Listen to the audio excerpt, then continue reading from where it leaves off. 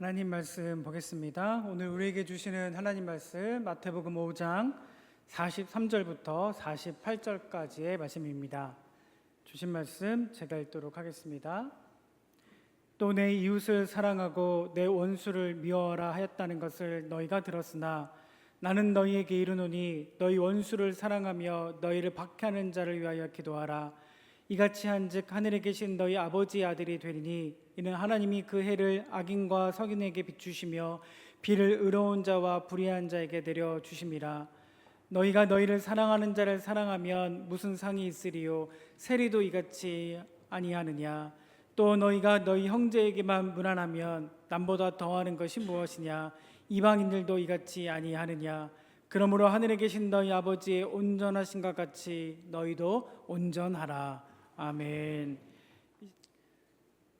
거룩한 성일 아침 성전에 나와서 또 우리 이러저러한 사정으로 성전에 오지 못하고 또 방송으로 예배하는 모든 이들에게 하나님의 크신 은혜와 사랑과 은총이 넘치기를 주님의 이름으로 간절히 축원합니다.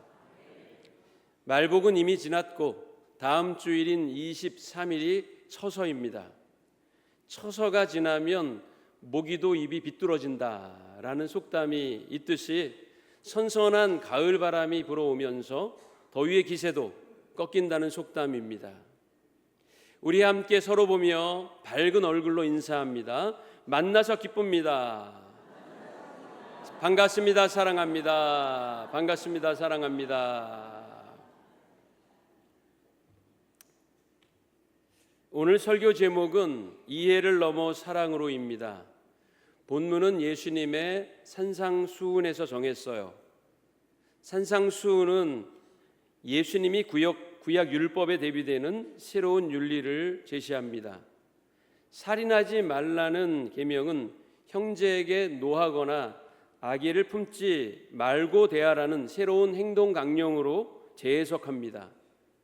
간음하지 말라는 계명도 마음속에 생기는 음욕조차 멀리하라는 보다 넓은 의미로 제시하셨어요. 눈은 눈으로 이는 이로 갚으라는 율법의 동해 보복법에 대해서는 누군가 너의 오른뺨을 치거든 왼뺨까지도 돌려대고 속옷을 빼앗거든 겉옷도 벗어주는 용서와 자비로 대하라고 하셨습니다.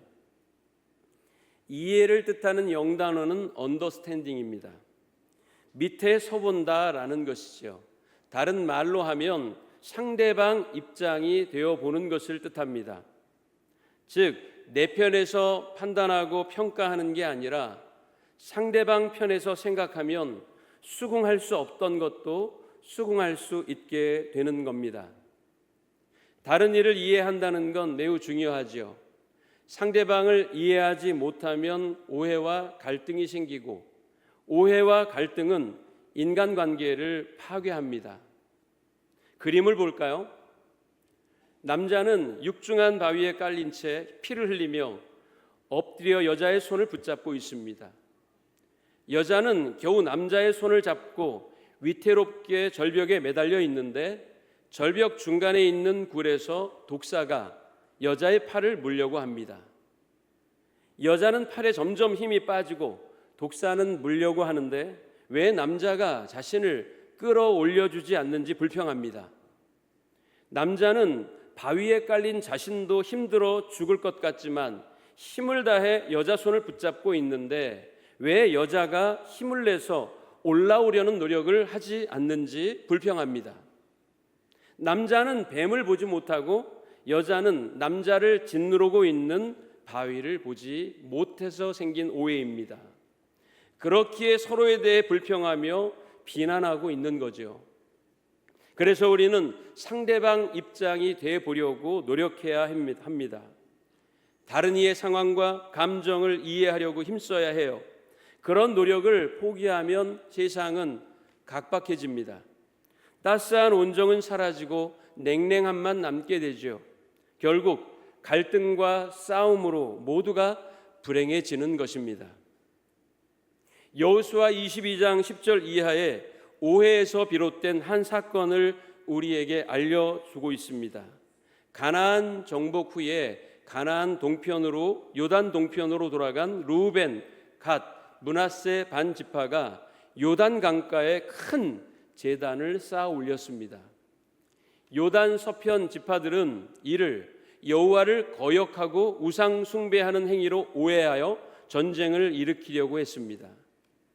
하지만 조사단을 보내 대화해 본 결과 우상 숭배가 아니라 후대의 자신들도 같은 하나님의 백성임을 증명하기 위한 증거의 제단이었음이 밝혀져 오해가 풀리게 됩니다. 성급한 판단으로 이들을 처단하려고 했다면 동족 상잔의 비극이 일어났을 것입니다. 그러나 제사장 비느하스는 조사단을 이끌고 가서 실상을 파악했고 비극으로 비화할 수 있었던 일은 해피엔딩으로 마무리되었습니다. 이렇듯 인간관계에서 이해하는 것은 매우 중요한 덕목입니다. 그러나 그보다 더 중요한 것, 아니 이해에서 더 나아가 인간관계를 근본적으로 지탱하는 최상위의 가치에 관해 오늘 여러분들께 말씀을 드리려고 합니다. 그것은 바로 사랑입니다.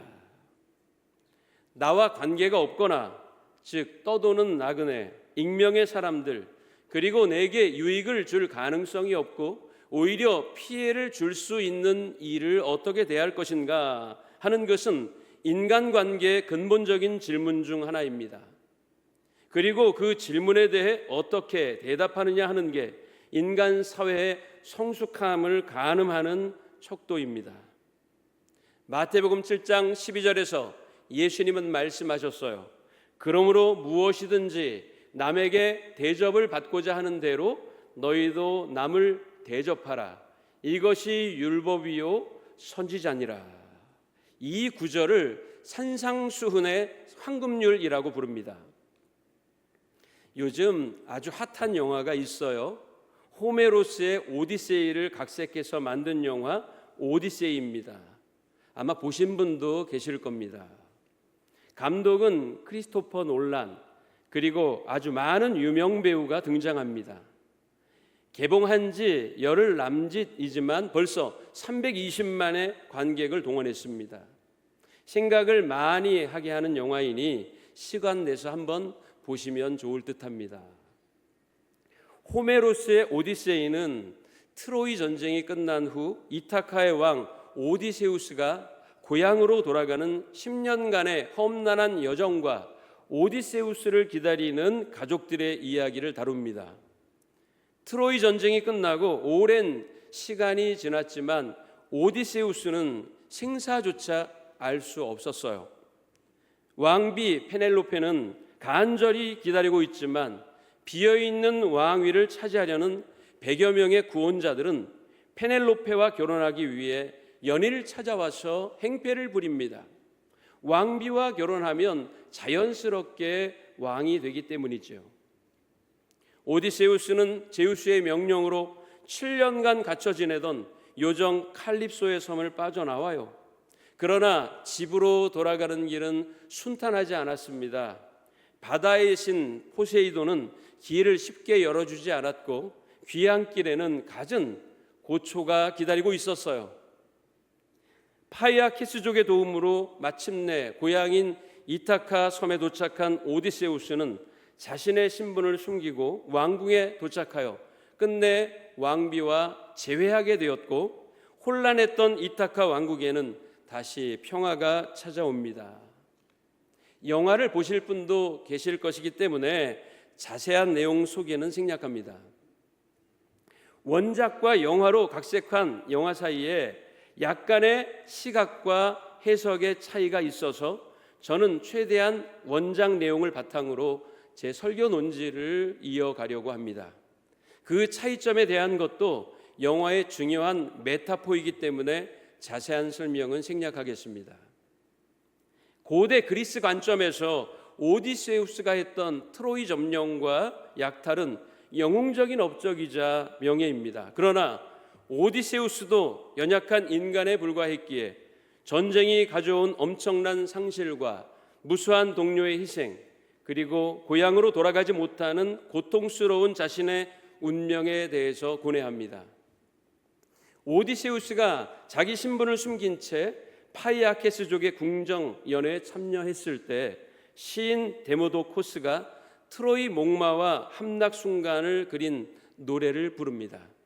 그 노래 소리를 들으면서 오디세우스는 머리를 가리고 눈물을 흘리며 이렇게 말합니다.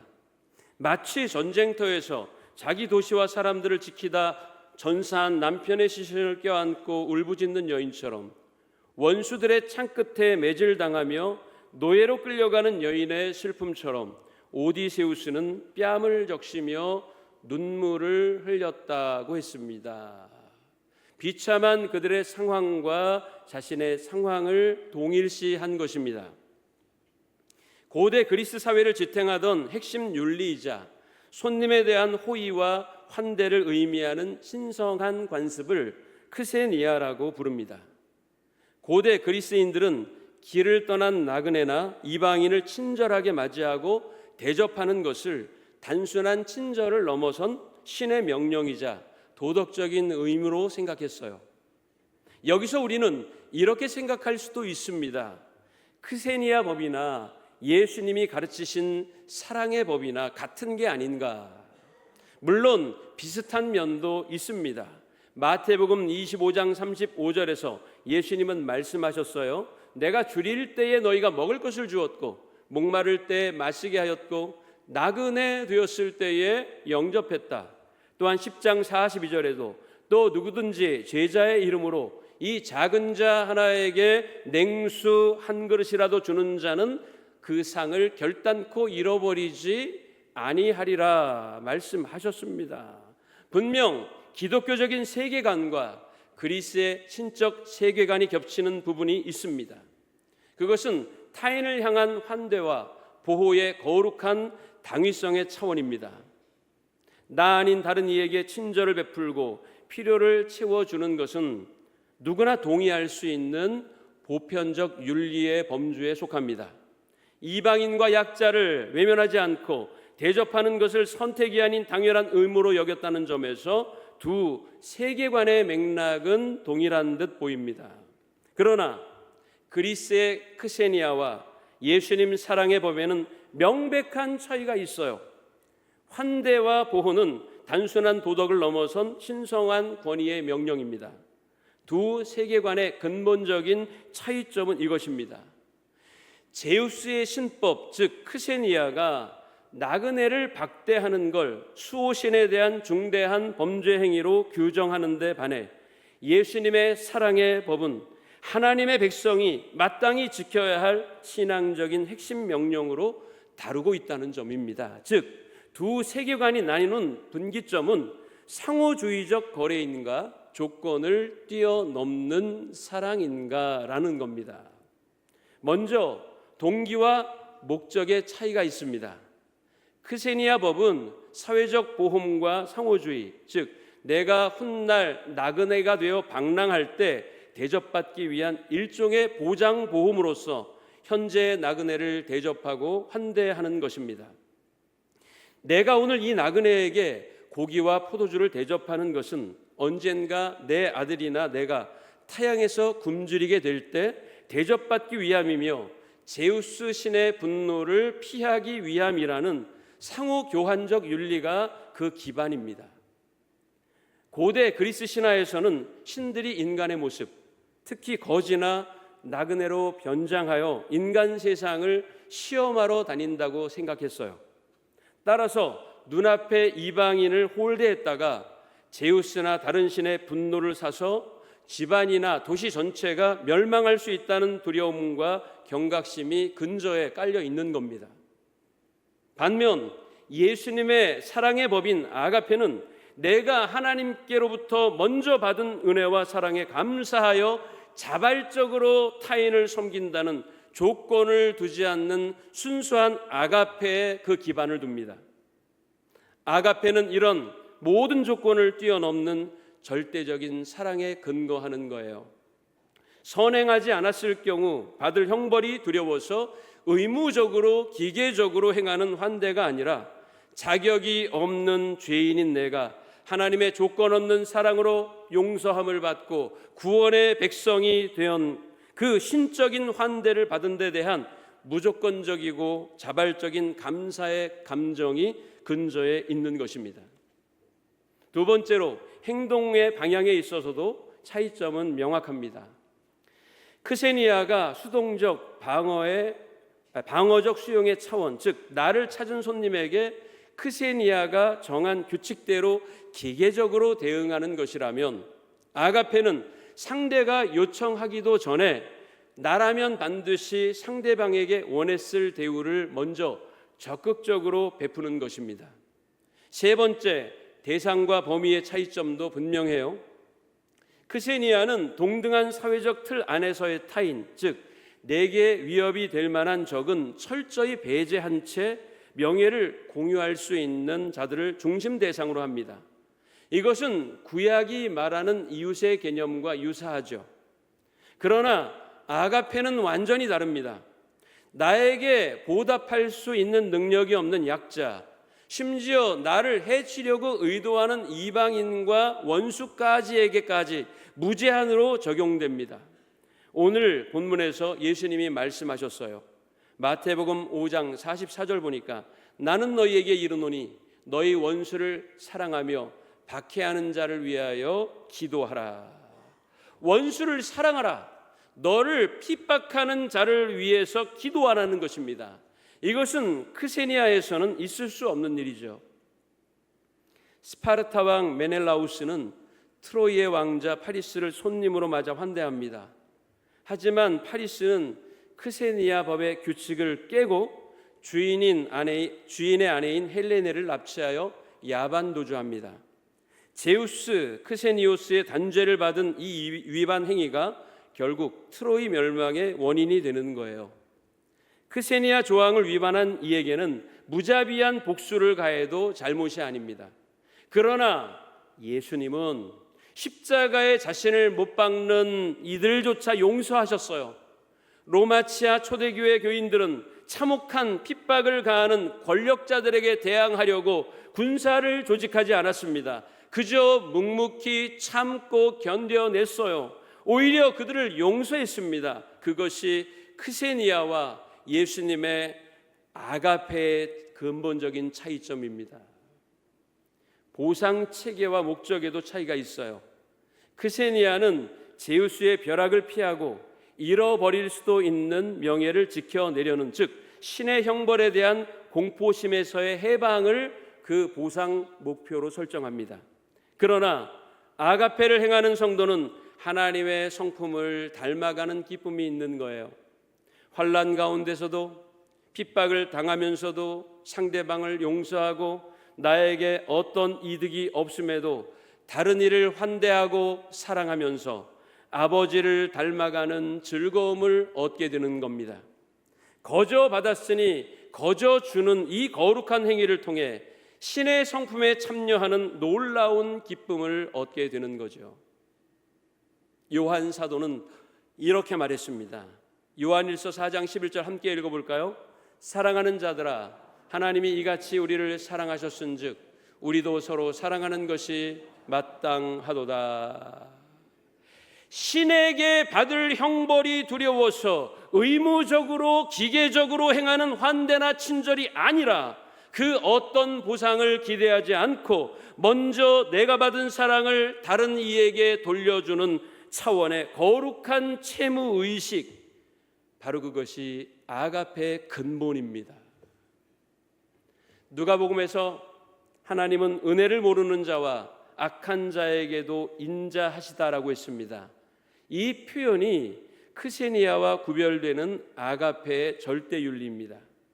악한 자, 원수까지도 사랑해야 하는 이유는 하나님이 우리를 그렇게 대하셨기 때문이라는 겁니다. 그 악한 자, 원수의 범주에 나는 빠져 있을까요? 아닙니다.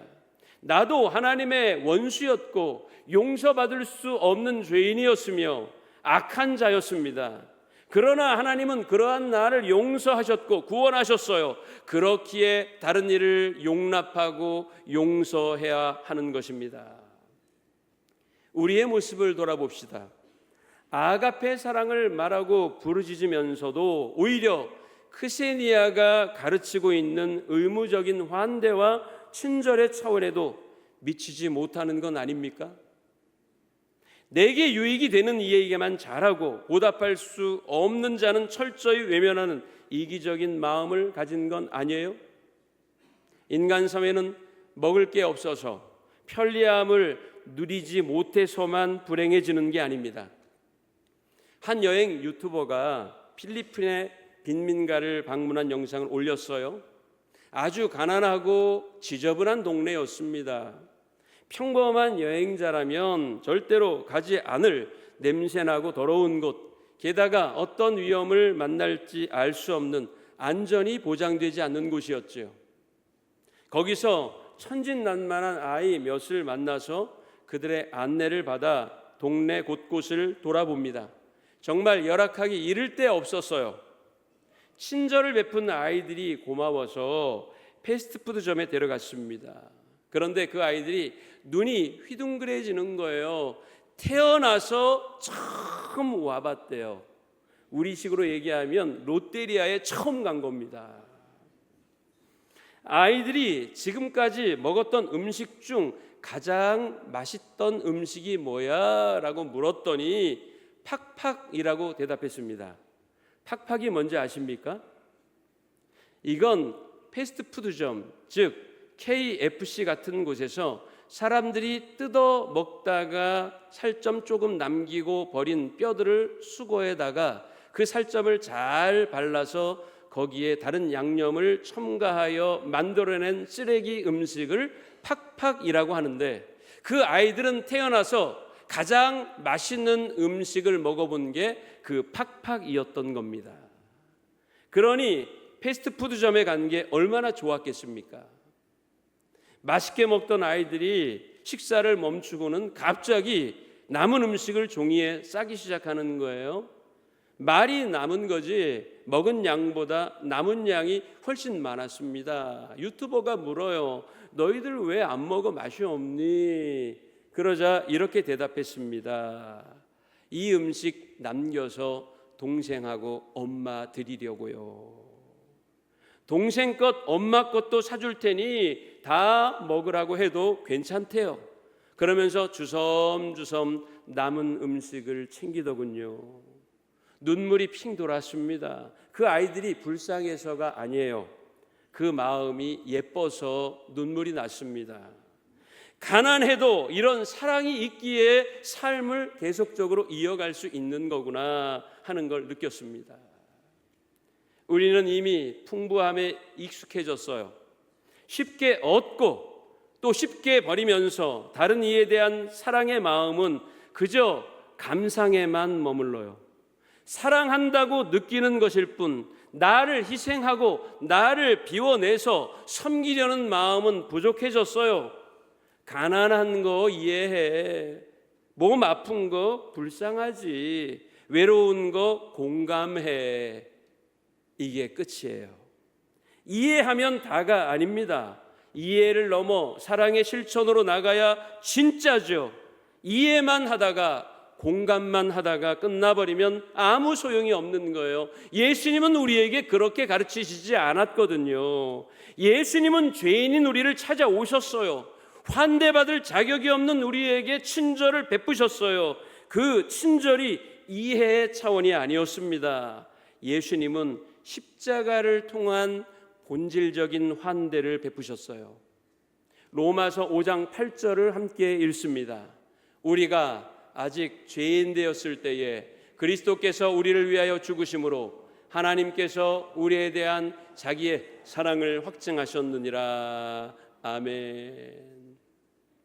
이해의 차원을 넘어선 진정한 사랑을 실천하려면 어떻게 해야 하는지 세 가지를 간단하게 말씀드리고 설교를 가늠하려고 합니다. 첫 번째, 내 안에 계산기를 내려놓아야 합니다. 보답을 바라고 행하는 상호주의적 친절을 버려야 합니다. 대가를 전혀 기대할 수 없는 이들에게도 대가 없이 마음을 여는 진짜 성도가 되어야 합니다. 내가 이만큼 주었으니 나도 이만큼은 받을 수 있을 거야. 그렇고 말고 하는 생각을 버려야 하는 겁니다. 두 번째, 기다리지 말고 능동적으로 사랑해야 합니다. 상대방의 호의를 기다리는 게 아니라 나라면 상대방에게 이러한 호의와 배려를 받고 싶어라고 생각하는 것을 주어야 합니다. 감나무 밑에서 입을 벌리고 누워 떨어지기를 기다리면 바람이 불어 흔들리는 감나무에서 딱딱한 감이 떨어져 내 이마를 때릴지도 몰라요. 머리가 많이 아파질 수도 있습니다. 예수님의 십자가는 능동적이고 자발적인 사랑의 원형입니다. 그 십자가 사랑을 본받으시기 바랍니다. 세 번째, 마지막은 우리 시대의 나그네를 품어야 합니다. 이 시대의 나그네는 누구입니까? 외롭고 소외된 이들입니다. 나와 의견이 다른 사람들이죠. 배고프고 지친 사람들, 마음을 나눌 대상이 없는 마음의 히키코모리들입니다. 복음의 능력을 모르고 생명의 주님도 알지 못하는 사람들이 우리에게는 나그네입니다. 이들을 찾아가십시오.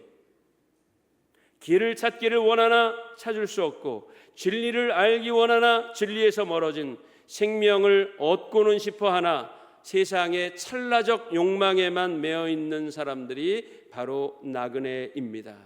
이들을 찾아가는 것이 바로 예수님의 아가페 성법을 지키는 고귀한 행위가 될 것입니다. 사랑하는 삼양교회 성도 여러분, 두려움의 법을 넘어 사랑과 은혜의 법으로 나오십시오. 크세니아 제우스법은 두려움과 명예로 유지되었지만 예수 그리스도의 법, 즉 아가페는 십자가의 사랑과 은혜로 완성됩니다. 고개를 끄덕이고 공감하는 감정적 이해 차원을 넘어서 나를 비워내 다른 이를 채워주고 나의 아픔으로 다른 이를 치유하며 나를 희생하여 다른 이를 살리는 고귀하고 거룩한 사랑을 실천하며 살아가는 삼양교회 모든 성도들이 되시기를 주님의 이름으로 간절히 축원합니다.